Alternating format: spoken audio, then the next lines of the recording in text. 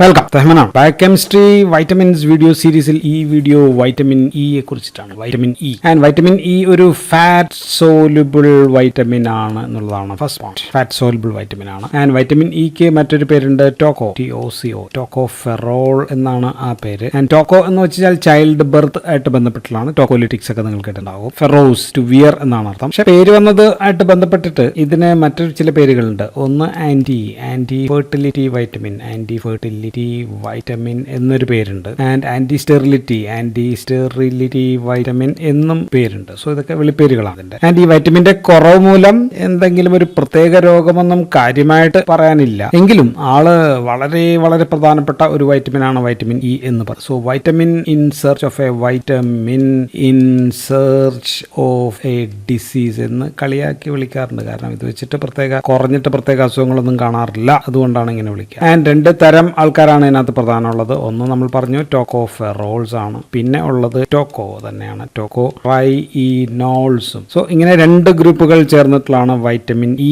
എന്ന് പറയുന്നത്. എന്നാലും ടോക്കോഫെറോൾസ് ആണ് ഏറ്റവും പ്രധാനപ്പെട്ട ഗ്രൂപ്പ്. ടോക്കോഫെറോളിൽ ഒരു ക്രോമൈൻ എന്ന് പറയുന്ന ഒരു റിംഗ് ഉണ്ട്. ക്രോമൈൻ എന്ന് പറയുന്ന ഒരു റിംഗ് ആണ് ഇതിനകത്തുള്ള കെമിസ്ട്രിയാണ് ഞാൻ പറയുന്നത്. ആ റിംഗ് നമ്മളൊന്ന് വരച്ചു കഴിഞ്ഞാൽ ഇങ്ങനെ ഒരു ബെൻസിൻ റിംഗ്, നമുക്ക് അരോമാറ്റിക് റിംഗ് അങ്ങോട്ട് വരയ്ക്കാം. 6 മെമ്പർ ബെൻസിൻ റിംഗ് ആണ്. കൂടെ മറ്റൊരു 6 മെമ്പർ റിംഗ് കൂടി ഇങ്ങനെ വരയ്ക്കാം, 6 മെമ്പർ റിംഗ്. പക്ഷെ ഇവിടെ ഒരു ഓക്സിജൻ അങ്ങോട്ടേക്ക് വരയ്ക്കുക എന്നുള്ളതാണ്. സ്കെൽറ്റനിൽ ഒരു ഓക്സിജൻ ഉണ്ട്. ആൻഡ് ഇവിടെ നമുക്കൊരു ഫിനോളിക് ഗ്രൂപ്പ് OH അങ്ങോട്ടേക്ക് ചേർക്കും. സോ ഫിനോളിക് ആൽക്കഹോൾ ഉള്ളത് കൊണ്ടാണ് നമ്മൾ ഇതിനെ ടോക്കോഫിറോൾ എന്ന് നമ്മൾ വിളിക്കുക. ഓൾ വന്നത് അതുകൊണ്ടാണ്. ആൻഡ് ഇനി ഇതിന് CH3 ഗ്രൂപ്പ്സുകളുണ്ട്.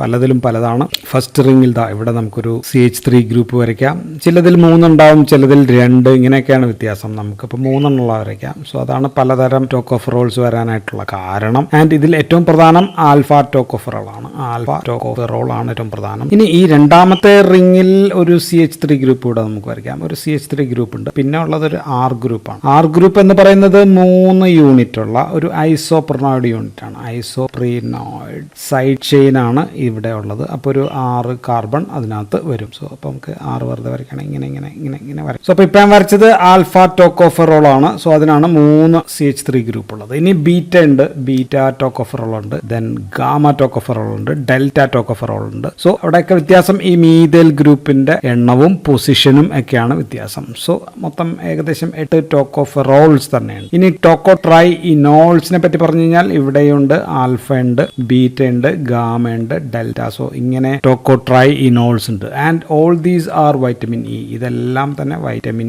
ഇ വിഭാഗത്തിൽ വരുന്നതാണ്. And most important and most potent natural antioxidant എന്ന് പറയുന്നത്. അപ്പൊ ഇതിനകത്ത് ആൽഫ ടോക്കോഫെറോൾ എന്ന് പറയുന്ന വൈറ്റമിൻ ഇ ആണ് ഏറ്റവും ഇമ്പോർട്ടന്റും ഏറ്റവും പൊട്ടന്റ് ആയിട്ടുള്ളത്. ഇനി ആൽഫ അല്ലാതെ നമ്മൾ പറഞ്ഞത് ഗാമ ടോക്കോഫെറോൾ ഈസ് അബണ്ടന്റ് ആയിട്ട് നേച്ചറിൽ ഉള്ള സംഭവം തന്നെയാണ്. ആൻഡ് ഇതും ആന്റി ഓക്സിഡന്റ് ആണ്. പക്ഷെ ഇത് ആന്റി ഓക്സിഡന്റ് ആക്ഷനിൽ ഏറ്റവും കൂടുതലുള്ളത് എതിരെ എന്ന് പറയുന്നത് റിയാക്റ്റീവ് നൈട്രജൻ സ്പീഷീസിനെതിരെയായിട്ടാണ് കൂടുതൽ ആക്ഷനുള്ള, ഏറ്റവും ഫലവത്തായിട്ടുള്ള സ്കാവെഞ്ചിങ് ആക്ഷനുള്ള ആന്റി ഓക്സിഡന്റ് ആണ് ഗാമ ടോക്കോഫെറോൾ എന്ന് പറയും. സോ സൈഡ് ചെയിൻ നമ്മൾ കണ്ടു. ഇതാണ് ഐസോപ്രിനോയിഡ് യൂണിറ്റ് ഉള്ളതാണ്. സോ ദിസ് ഈസ് ഹൈഡ്രോഫോബിക് ആണ്. ഐസോപ്രിനോയിഡ് സൈഡ് ചെയിൻ മൂലം സെല്ലിന്റെ മെംബ്രെയിനിൽ ഇതിന് ഒട്ടിച്ചേർന്നിരിക്കാൻ പറ്റും എന്നുള്ളതാണ്.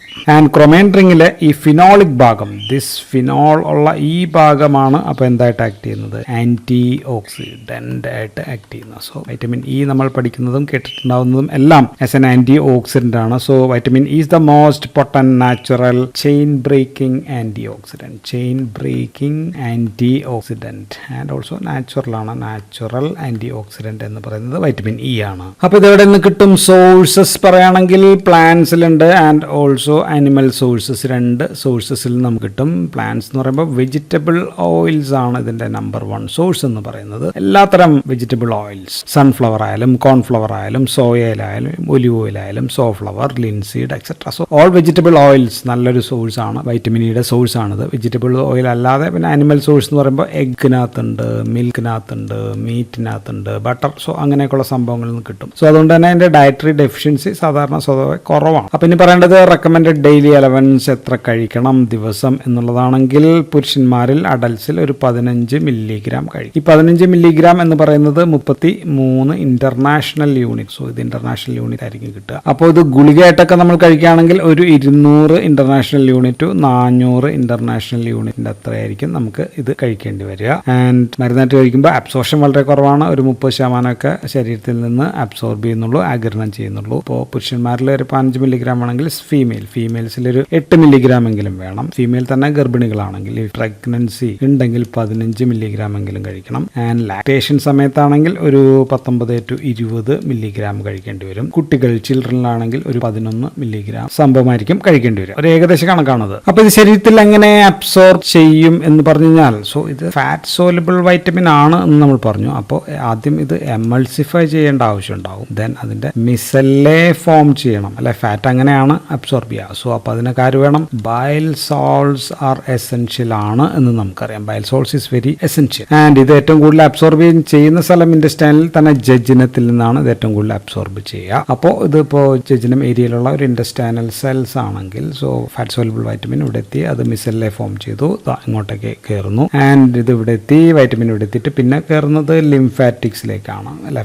ലിംഫാറ്റിക്സിലേക്കാണ് പോവുക. ലിംഫാറ്റിക്സിൽ കൈലോമൈക്രോൺ എന്ന് പറയുന്ന സംഭവത്തിനകത്ത് ഇത് പൊതിഞ്ഞ് ബ്ലഡിലൂടെ പോയി അവസാനം അത് ലിവറിലെത്തും. സോ ലിവറിനകത്ത് ഇത് എത്തുന്നുണ്ട്. ആൻഡ് ലിവറിൽ നിന്ന് പിന്നെ പാക്ക് ചെയ്യണം, അല്ലെ? ഫാറ്റ് എല്ലാം അങ്ങനെയാണ് നമ്മൾ പഠിച്ചത്. പാക്ക് ചെയ്യാൻ ഉപയോഗിക്കുന്നത് VLDL ഉണ്ട്. LDL പോലുള്ള സംഭവങ്ങളിൽ ഇത് പാക്ക് ചെയ്ത് ബ്ലഡിലൂടെ പോയി എല്ലാ ഏരിയയിലേക്ക് എത്തും. സോ അപ്പം ഇങ്ങനെ നോക്കിക്കഴിഞ്ഞാൽ നമുക്ക് ഒരു 1 മില്ലിഗ്രാം പെർ ഡെസിലിറ്റർ അളവിൽ ബ്ലഡിനകത്ത് വൈറ്റമിൻ ഇ നമുക്ക് കാണാം. കുറച്ച് ലിവറിൽ സ്റ്റോർ ചെയ്യും, കുറച്ച് അഡിപ്പോസ് ടിഷ്യൂവിൽ സ്റ്റോർ ചെയ്യും, കുറച്ച് സ്കെലിറ്റൽ മസിലൊക്കെ ഇത് സ്റ്റോർ ചെയ്ത് വെക്കാറുണ്ട്. And this the least toxic among all other fat soluble vitamin. എയും ഡിയും ഇയും ഒക്കെ എടുത്തു കഴിഞ്ഞാൽ അതിൽ ഏറ്റവും ലീസ്റ്റ് ടോക്സിക് ആയിട്ടുള്ള സംഭവങ്ങൾ ഇതാണ്. വലിയ പ്രശ്നങ്ങളൊന്നും ഇല്ലാത്ത വൈറ്റമിൻ ആണ്. ആൻഡ് ഡെഫിഷ്യൻസീസ് ഓൾസോ റയർ, പക്ഷേ ഗുണങ്ങൾ ഒരുപാടുള്ള ഒരു വൈറ്റമിൻ ആണ്. അപ്പൊ നമുക്ക് ഇവിടെ ഫങ്ഷൻസ് പറയാം. Functions of vitamin E. നമുക്ക് ആദ്യത്തെ ഏറ്റവും പ്രധാനപ്പെട്ടത് നമ്മൾ പറയേണ്ടത് antioxidant. So this is famous as antioxidant ആണ്. സോ ആന്റി ഓക്സിഡന്റ് ആണ്, ചെയിൻ ബ്രേക്കിംഗ് ആന്റി ഓക്സിഡന്റ് ആണെന്ന് പറഞ്ഞു. ആൻഡ് ഇറ്റ്സ് ഓൾസോ മെംബ്രെയിനിൽ ആക്ട് ചെയ്യുന്ന മെംബ്രെയിൻ ആന്റി ഓക്സിഡന്റ് ആണ്. സെൽ മെംബ്രെയിൻ തൊട്ട് മൈറ്റോകോൺഡ്രിയൽ മെംബ്രെയിൻ വരെ ഏത് സെൽ മെംബ്രെയിനിലും ഇതിന്റെ ഗുണങ്ങളുണ്ട്. So vitamin E prevents what? Lipid peroxidation. Lipid peroxidation prevent ചെയ്യും. സെൽ മെംബ്രെയിനിൽ ഒരുപാട് ലിപ്പിഡ്സ് ഉണ്ട്. ഫോസ്ഫോലിപ്പിഡ് ആണ് സെൽ മെംബ്രെയിൻ, നമുക്കറിയാം. സോ അതിന്റെ പെറോക്സിഡേഷനെ തടയും. So poly unsaturated fatty acid PUFA, അല്ലെ? അത് സെൽ മെംബ്രെയിനിൽ ധാരാളം ഉണ്ട്, നമുക്കറിയാം. നമ്മളിങ്ങനെയാണ് സെൽ മെംബ്രെയിൻ വരയ്ക്കുക. സോ അതിനകത്ത് സംഭവങ്ങളുണ്ട്. സോ അതിന്റെ നശീകരണമൊക്കെ കുറയും എന്നുള്ളതാണ്. ആൻഡ് വൈറ്റമിൻ ഇ അപ്പോൾ എന്ത് ചെയ്യും? Vitamin will accept the free റാഡിക്കൽസിനെ ആക്സെപ്റ്റ് ചെയ്യുന്നത് കൊണ്ടാണ് ഇത് അങ്ങനെയുള്ള പ്രശ്നങ്ങൾ, പുഫയൊക്കെ ഡാമേജ് ആവാതെ പോകുക. By itself converted to quinine form. അത് അതിന്റെ ക്യൂനോൺ ഫോമിലേക്ക് മാറി അത് അങ്ങനെയാണ് പുഫയെ സംരക്ഷിക്കുക. ആൻഡ് ഇതിനോടൊപ്പം സെലീനിയം എന്ന് പറയുന്ന ആൾ കൂടി ചേർന്നാൽ, സെലീനിയം വൈറ്റമിൻ ഇ രണ്ടും കൂടിയാണ് നമ്മൾ സാറിന് പറയാം, ചേർന്ന് കഴിഞ്ഞാൽ കഴിച്ചാൽ കൂടുതലായിട്ട് വീണ്ടും ആന്റി ഓക്സിഡന്റ് ഉണ്ടാകുന്നത് തടയും, ഫ്രീ റാഡിക്കൽസ് ഉണ്ടാകുന്നതൊക്കെ തടയും. ഫ്രീ റാഡിക്കൽസിന്റെ പ്രത്യേക വീഡിയോ ഞാൻ ചെയ്തിട്ടുണ്ട്, അവിടെ നമ്മളിത് കൂടുതൽ പറഞ്ഞിട്ടുണ്ട്. And vitamin E with selenium is important in preventing free radical generation from PUFA. So membrane നശിക്കാതെ ഇരിക്കുന്നതിന്റെ ഏറ്റവും പ്രധാനപ്പെട്ട ഒരു ഗുണം കിട്ടുന്നത് ഇൻ RBC ഹീമോലൈസിസ് തടയുന്നു എന്നുള്ളതാണ്. സോ RBCയുടെ ഹീമോലൈസിസ് തടയും എന്നുള്ളതാണ് ഇതിന്റെ ഒരു ഗുണം. സോ RBCയുടെ സെൽ മെംബ്രെയിൻ ഇന്റഗ്രിറ്റി മെച്ചപ്പെടും, ഹീമോലിസിസ് ഉണ്ടാകില്ല. സോ അപ്പോൾ വൈറ്റമിൻ ഇ കുറവ് വന്നു കഴിഞ്ഞാൽ ഉണ്ടാകാവുന്ന ഒരു പ്രശ്നമായിട്ട് നമുക്ക് പറയാവുന്ന എന്തായിരിക്കും? So that is mild haemolytic anaemia ഉണ്ടാകും എന്ന് നമുക്ക് പറയാമല്ലോ, ബിക്കോസ് RBCയുടെ ഹീമോലിസിസ് തടയുന്നുണ്ട്. ആൻഡ് വിത്ത് അക്കാന്തോസിസ് എന്ന് കൂടി എഴുതാം. വിത്ത് അക്കാന്തോസിസ് എന്ന് വെച്ചാൽ എന്താ? അക്കാന്തോസിസ് എന്ന് വെച്ചാൽ RBC വിത്ത് സ്പൈക്ക്. ഇപ്പൊ ഇങ്ങനെയാണ് RBC നമ്മൾ ഇങ്ങനെ വരയ്ക്കാന്ന് വെച്ചാൽ എന്റെ സെൽ മെംബ്രെയിനിൽ ഒരു സ്പൈക്സ് ഒക്കെ ഉള്ളതാണ്. It's cause variable size projection ഉള്ള RBC സെൽസിനെയാണ് നമ്മൾ അക്കാന്തോസിസ് എന്നൊക്കെ പറയാം. സോ വൈറ്റമിൻ ഇ ഡെഫിഷ്യൻസിയിൽ ഇത് ഉണ്ടാകാം. സോ വൈറ്റമിൻ ഇ കടിച്ചാൽ ഇത് ഇല്ലാതെയാകും. സോ രണ്ടാമത്തെ പ്രധാനപ്പെട്ട ഒരു ഫംഗ്ഷൻ എന്ന് പറയുന്നത് മെയിൻ്റനൻസ് ഓഫ് റീപ്രൊഡക്ഷൻ. റീപ്രൊഡക്ഷനിൽ ഇത് പ്രധാനപ്പെട്ട റോൾ ഉണ്ട്. നമ്മൾ അതിന്റെ പേര് തന്നെ ആന്റി സ്റ്റെറിലിറ്റി വൈറ്റമിൻ എന്നൊക്കെ പറഞ്ഞതാണ്. So this is important in maturation of what? Maturation of germinal എപ്പിത്തീലിയത്തിന്റെ മെച്ചുറേഷൻ ഓഫ് എവിടത്തെയാണെന്ന് ചോദിച്ചാൽ ഗോണാഡ്സിലെ ജെർമിനൽ എപ്പിത്തീലിയം മെച്ചുറേഷനിൽ വൈറ്റമിൻ ഇക്ക് പ്രധാനപ്പെട്ട റോൾ ഉണ്ട്. സോ ഇറ്റ് പ്രിവെന്റ് സ്റ്റെറിലിറ്റി, അതുകൊണ്ടാണ് ആന്റി സ്റ്റെറിലിറ്റി വൈറ്റമിൻ എന്ന് വിളിക്കുന്നത്. ഇനി വൈറ്റമിൻ ഇയുടെ അടുത്തൊരു പ്രവർത്തനം, it prevents oxidisation of LDL. So oxidised LDL formation തടയും എന്നുള്ളതാണ്. സോ ഇതുമായിട്ട് ബന്ധപ്പെട്ടിട്ട് അപ്പോൾ ഗുണം എവിടെയായിരിക്കും? അതീറോസ്ക്ലീറോസിസ് അങ്ങനെയൊക്കെയുള്ള സംഭവങ്ങൾ പ്രിവെന്റ് ചെയ്യും. സോ വിവിധ തരം coronary artery diseases, myocardial infarction, so ഇങ്ങനെയൊക്കെയുള്ളതൊക്കെ കുറയ്ക്കാൻ പറ്റും. So it is an anti atherogenic ആണ് എന്ന് നമുക്ക് പറയാം. ആൻഡ് ആന്റി എത്തിറോജനിക് കൂടെ തന്നെ പ്ലേറ്റ്ലെറ്റ് അഗ്രിഗേഷൻ തടയുന്നുണ്ട് ആൻഡ് ഇൻക്രീസ് HDLന്റെ എമൗണ്ട് കൂടി കൂട്ടുന്നുണ്ട്. സോ ഇതെല്ലാം വൈറ്റമിൻ ഇ ചെയ്യുന്ന പ്രവർത്തനങ്ങളാണ്. ആൻഡ് ഇനി ലിപ്പിഡ് പെറോക്സിഡേഷൻ തടയുന്നത് മൂലം it has got anti inflammatory action ഉണ്ടെന്ന് പറയാമല്ലോ. സെൽ മെംബ്രെയിൻ നശിക്കാത്തത് കാരണം ആന്റി ഇൻഫ്ലമേറ്ററി ആക്ഷൻ ഉണ്ട് എന്ന് നമുക്ക് പറയാം. സോ അതുമൂലം തന്നെ സം ഇമ്മ്യൂണിറ്റി, ഇപ്പോൾ WBC സെല്ലിൻ്റെ ഒക്കെ ആണെങ്കിൽ അത് നശിക്കാത്തത് മൂലം ഇമ്മ്യൂണിറ്റിയിൽ ചില ഗുണങ്ങളുണ്ട്. ദെൻ ഇമ്മ്യൂണിറ്റിയിൽ ഗുണങ്ങളുള്ളപ്പോൾ അല്ലെങ്കിൽ ആന്റി ഇൻഫ്ലമേറ്ററി കൂടി ഉണ്ടെങ്കിൽ രണ്ടും കൂടി ചേർത്ത് കഴിഞ്ഞാൽ നമുക്ക് ഹെപ്പാറ്റിക് നെക്രോസിസ് പ്രിവെന്റ് ചെയ്യുന്നു എന്ന് നമുക്ക് പറയാം. സോ അപ്പോൾ ഹെപ്പാറ്റോ പ്രൊട്ടക്റ്റീവ് ആണ് വൈറ്റമിൻ ഇ എന്ന് നമുക്ക് പറയാം. ഇനി വിവിധ ന്യൂറോളജിക്കൽ പ്രോബ്ലംസ് അതിനകത്ത് ഗുണമുണ്ട്. So it can prevent peripheral neuropathy തടയാം അല്ലെങ്കിൽ കുറയ്ക്കാം. സ്പൈനോ സെറിബെല്ലാർ അറ്റാക്സിയ അതിനകത്ത് ഫലമുണ്ട്. റെറ്റിനോപ്പതി കണ്ണിലാണ്. Then Alzheimer's disease. സോ ഇങ്ങനെയൊക്കെയുള്ള പല കാര്യങ്ങളിൽ ഇത് ഉപയോഗിക്കാറുണ്ട്. ആൻഡ് അടുത്തത് it can prevent oxidation of vitamin എയുടെ ഓക്സിഡേഷൻ തടയും. അപ്പോൾ വീണ്ടും റെറ്റിനോപ്പതി നമുക്ക് എഴുതാം. റെറ്റിനോപ്പതി കുറയ്ക്കും, നേത്ര പ്രശ്നങ്ങളിലൊക്കെ കുറയും. Then also it can decrease cataract തടയാനായിട്ട് വൈറ്റമിൻ എയും സിയും വൈറ്റമിൻ ഇയും എല്ലാം കൂടി സഹായിച്ചു കഴിഞ്ഞാൽ കാറ്ററാക്റ്റിലും ഫലമുണ്ട്. ഇനി വൈറ്റമിൻ ഇയുടെ മറ്റൊരു ഗുണം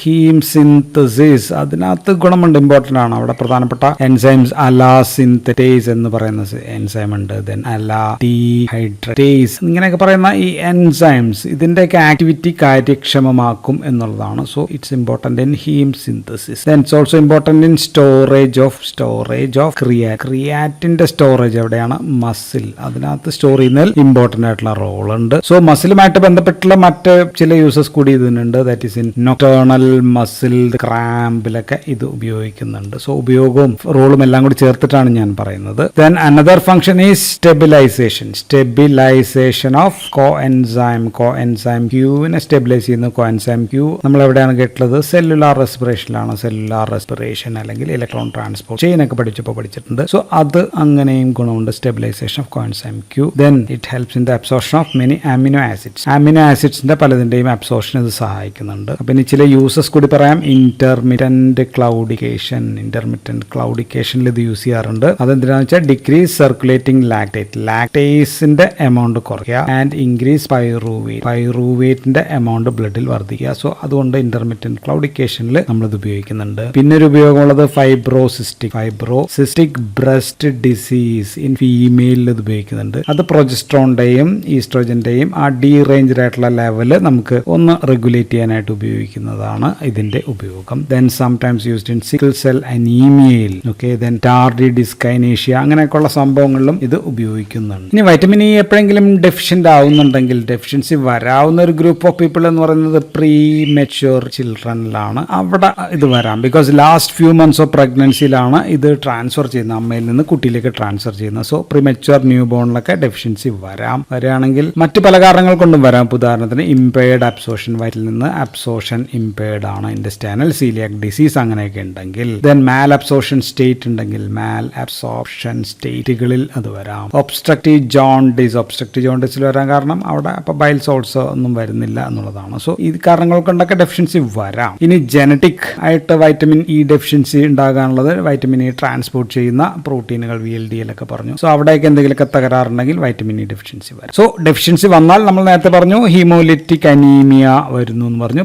പ്രീമെച്യൂർ ഇൻഫൻസിൽ ഉണ്ടാകാം. സോ ഇതാണ് സാധാരണ കാണാവുന്ന ഒരു സംഭവം. അതിൻ്റെ കൂടെ തന്നെ ചിലപ്പോൾ മസിൽ വീക്ക്നെസ് ഉണ്ടായിരിക്കാം. ദെൻ പ്രോട്ടീനൂറിയ പോലെയുള്ള കണ്ടീഷൻസ് കാണാം. ആൻഡ് ഡെഫിഷ്യൻസിയിൽ ക്രിയാറ്റിനൂറിയ കണ്ടേക്കാം. സോ ഇതെല്ലാമാണ് നമുക്ക് വൈറ്റമിൻ ഇയെ കുറിച്ച് പറയാനുള്ളത്. So thank you for watching.